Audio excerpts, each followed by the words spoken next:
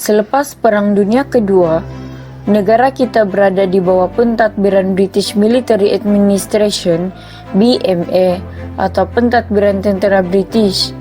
British melaksanakan pentadbiran Melayu di tanah Melayu yang mencetuskan bantahan besar-besaran daripada penduduk tempatan, menyebabkan British menggantikannya dengan Persekutuan Tanah Melayu 1948. Di Sarawak, Charles Wynebrook pula bertindak menyerahkan Sarawak kepada British. Tindakan beliau tidak mendapat sokongan, malahan mendapat tentangan majoriti daripada penduduk Sarawak. Keadaan di Sabah pula berbeza, kerana British berjaya mengambil alih Sabah daripada Syarikat Borneo Utara British SBUB tanpa sebarang penentangan. British Military Administration (BMA) dilaksanakan pada 12 September 1945 setelah tentera Jepun menyerah kalah. BMA merupakan pentadbiran tentera yang diletakkan di bawah arahan Lord Mountbatten.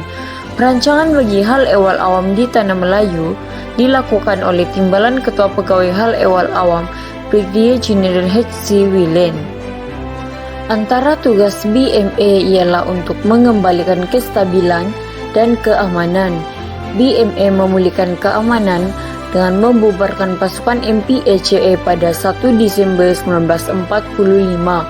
BMA mengarahkan semua senjata MPACA yang diperolehi semasa pendudukan Jepun diberikan semula. Namun, BMA gagal mendapatkan senjata-senjata tersebut. BMA juga gagal membanteras kegiatan jenayah, keganasan, kongsi gelap, dan masalah ketegangan kaum. Selain itu, BMA juga berperanan memulihkan kepercayaan rakyat.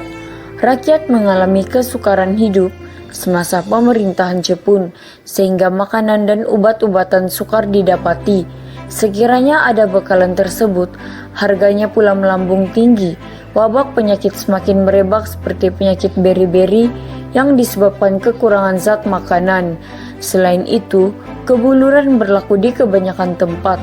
Rakyat juga tidak mempunyai uang untuk membeli makanan, manakala kegiatan menyerok barang, amalan rasuah, peras ugut dan pasar gelap di Kuala Lumpur menjadi semakin tidak terkawal. British berharap pemulihan sosioekonomi dapat memulihkan kepercayaan rakyat.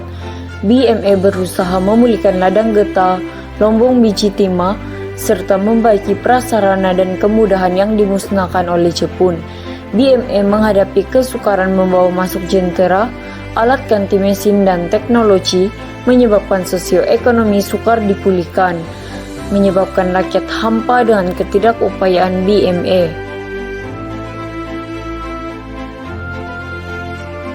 Latar belakang Melayu Union. Unit Perancang Tanah Melayu diketuai oleh Major General Rapon bertujuan untuk merangka satu bentuk pentadbiran baharu di Tanah Melayu. Setiausaha tanah jajahan British, yaitu George Henry Hall, membentangkan rancangan ini kepada British.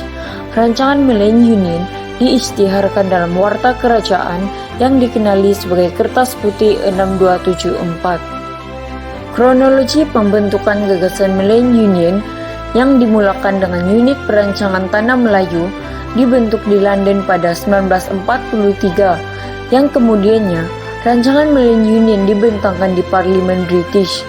Persatuan Pelajar Melayu Britain menghantar memorandum bertarikh 25 April 1945 untuk meminta supaya hak kewarganegaraan Tanah Melayu bukan berasaskan jus soli. Kemudian, Tan Cheng Lock menghantar memorandum mengenai masa depan Tanah Melayu. Kertas Putih 6274 yang merupakan rancangan Melayu Union disiarkan dalam Warta Kerajaan. Kemudian, Melayu Union dilaksanakan di Tanah Melayu pada 1 April 1946. Ciri-ciri pentadbiran Melayu Union yang meliputi beberapa aspek, yaitu kesatuan. Negeri-negeri Melayu bersekutu, negeri-negeri Melayu tidak bersekutu, dan negeri-negeri selat disatukan menjadi satu unit pentadbiran. Selain itu, Raja-Raja Melayu. Sultan menjadi ahli majelis Raja-Raja Melayu yang hanya membincangkan soal agama Islam dan adat istiadat Melayu. Seterusnya yaitu Ketua Pentadbir. Malayan Union diketuai oleh Kabinet British yang dilantik oleh Raja England. Majelis Eksekutif dan Majelis Perundangan Malayan Union dibentuk di bawah kawalan Pesuruhjaya Tinggi British. Berikutnya ialah aspek kewarganegaraan. Kewarganegaraan berdasarkan prinsip jus soli menjadi asas kewarganegaraan Malayan Union. Rakyat yang dilahirkan di tanah Melayu, Singapura diiktiraf sebagai warga Malayan Union. Mereka yang berumur 18 tahun bermastautin selama 10 hingga 15 tahun akan diberi kewarganegaraan. Mereka yang berumur bawah 18 tahun, tetapi ibu bapa warga negara juga akan mendapat kewarganegaraan. British mendapatkan tanda tangan Sultan. H.C. William merintis jalan menghadap raja-raja Melayu. William menemui Sultan Johor, kemudian menghadap Sultan Selangor, dan kemudiannya Sultan Kedah lalu menemui Setiausaha Kerajaan Perlis dan menghadap Raja Perlis di Kanggar. Melalui Perlis, William bergerak menemui Sultan Perak, kemudian William menemui Yang di Pertuan Negeri Sembilan dan menghadap Sultan Pahang. William telah memastikan raja-raja Melayu bersetuju dengan Malayan Union, maka kerja McMichael menjadi lebih mudah. Seterusnya, William menemui Menteri Besar Terengganu dan akhirnya menghadap Sultan Kelantan. Misi Sir Harold McMichael mendapatkan tanda tangan Sultan. McMichael membuat kunjungan ke negeri Melayu untuk mendapatkan tanda tangan Sultan. Pada 18 Oktober 1945, beliau menghadap Sultan Johor, yaitu Sultan Ibrahim ibni almarhum Sultan Abu Bakar. Sultan Ibrahim menurunkan tanda tangan baginda pada 20 Oktober 1945.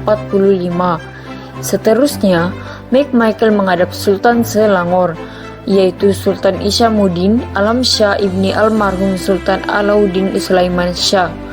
Baginda Sultan menurunkan tanda tangan pada 24 Oktober 1945. Pada 31 Oktober 1945, McMichael menghadap Sultan Abu Bakar Yayatuddin Al-Muazzam Shah ibni almarhum Sultan Abdullah Al-Mutasim Billah, Sultan Pahang. Baginda terpaksa menurunkan tanda tangan pada 2 November 1945. McMichael kemudiannya menghadap Yang di Pertuan Besar Negeri Sembilan, Tuanku Abdul Rahman ibni almarhum Tuanku Muhammad dan 4 orang undang. Pada 14 November 1945, Baginda menurunkan tanda tangan setelah didesak oleh McMichael. McMichael menghadap Sultan Perak, yaitu Sultan Abdul Aziz Al-Mustasim Bilal Shah ibni almarhum Raja Muda Musa. Baginda coba melengah-lengahkan masa untuk menandatangani perjanjian tersebut. Namun begitu, Baginda akhirnya terpaksa menurunkan tanda tangan pada 22 November 1945. Pada 29 November 1945, McMichael berkunjung ke Kedah dan menghadap Sultan Badli Shah ibni almarhum Sultan Abdul Hamid Halim Shah. Dalam pertemuan itu, berlaku perdebatan antara kedua-dua pihak. Baginda bertegas enggan menandatangani perjanjian Malayan Union. Walau bagaimanapun, pada 2 Desember 1945, McMichael percaya mendapatkan tanda tangan Baginda. Pada 4 Desember 1945, Raja Perlis, yaitu Tuanku Syed Putra Jamalulai ibni almarhum Syed Hasan Jamalulai, telah menurunkan tanda tangan setelah didesak oleh McMichael.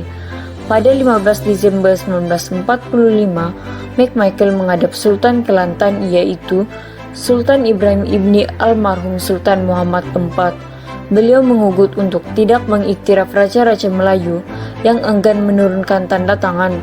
Baginda Sultan terpaksa berala dan bersetuju menandatangani perjanjian tersebut pada 17 Desember 1945. McMichael kemudiannya menghadap Sultan Terengganu, yaitu Sultan Ismail Nasiruddin Shah ibni almarhum Sultan Zainal Abidin. Pada mulanya, Baginda enggan menandatangani dokumen tersebut karena perjanjian ini bertentangan dengan Undang-Undang Tubuh Negeri Terengganu. Namun begitu, akhirnya Baginda menurunkan tanda tangan pada 21 Desember 1945.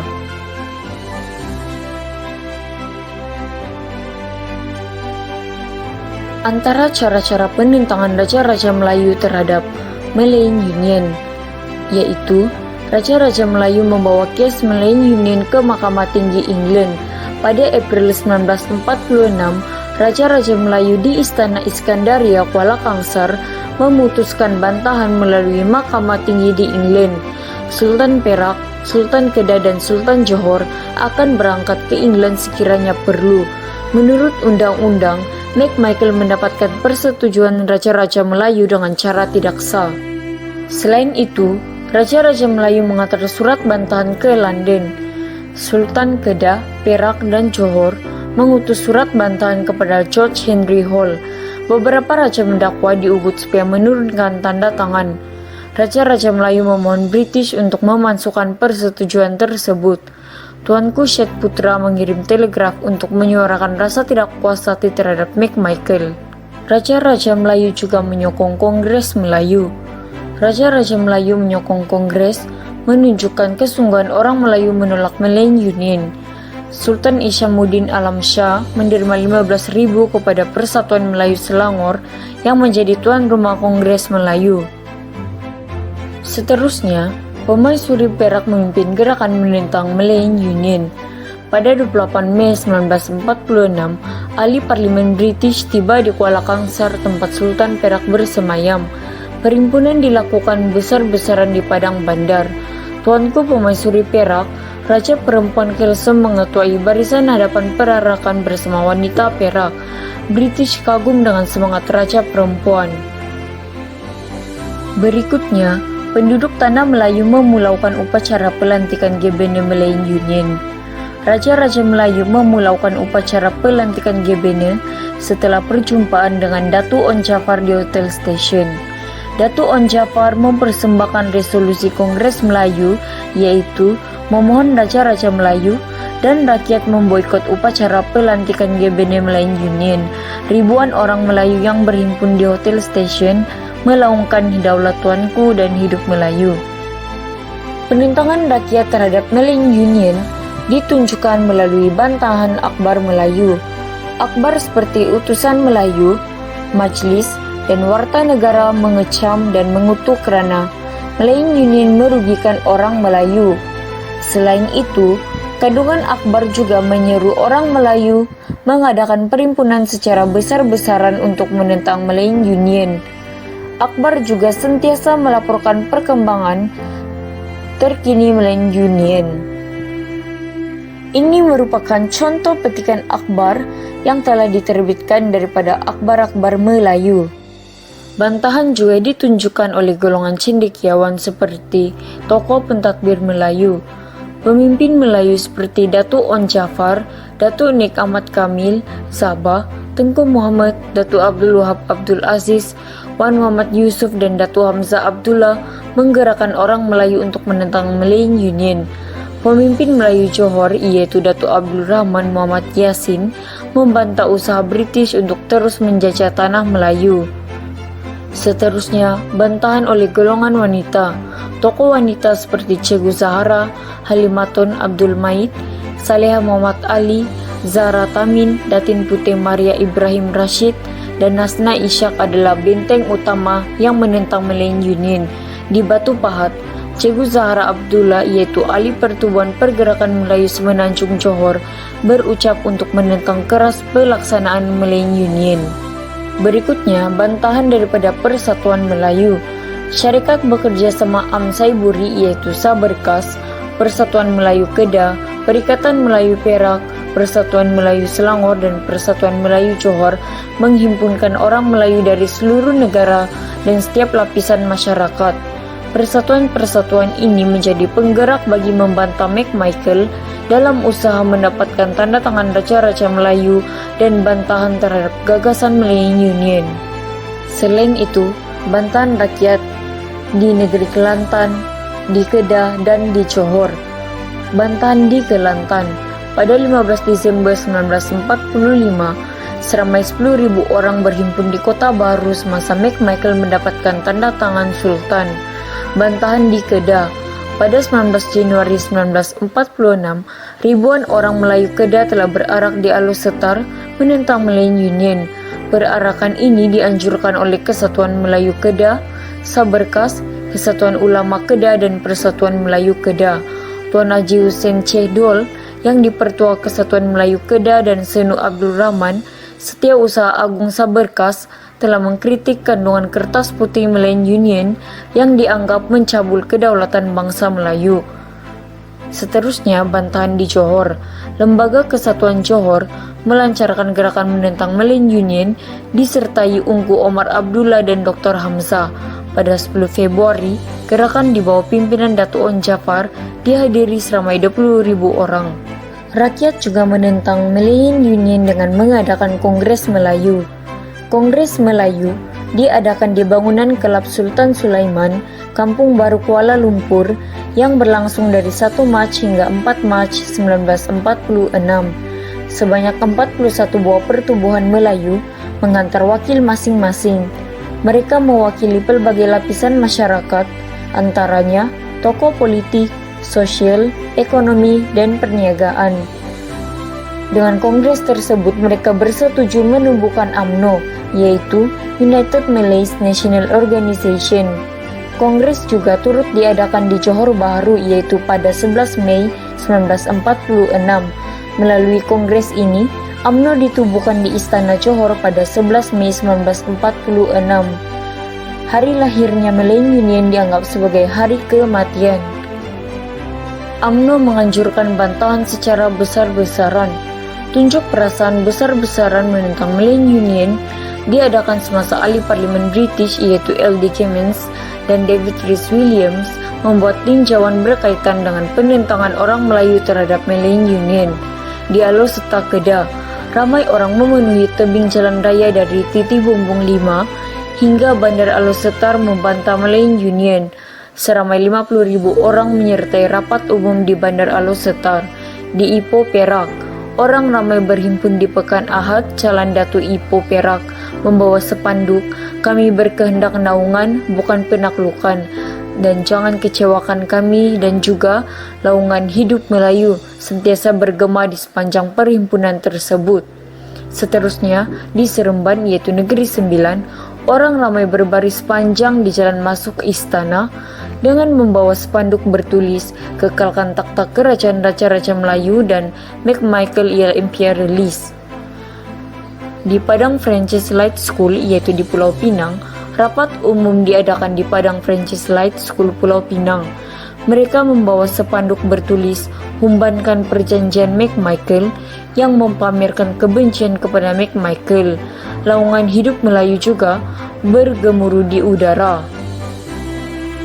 Di Kampung Baru Kuala Lumpur, ucapan pemimpin Melayu membantah Malayan Union menyambut kedatangan Cummins dan Rhys-Williams dalam rapat umum di Padang Kelab Sultan Sulaiman, Kampung Baru Kuala Lumpur, dan akhir sekali di Kelang Selangor, orang Melayu berhimpun di Padang dan perkarangan Istana Alam Shah membantah Malayan Union.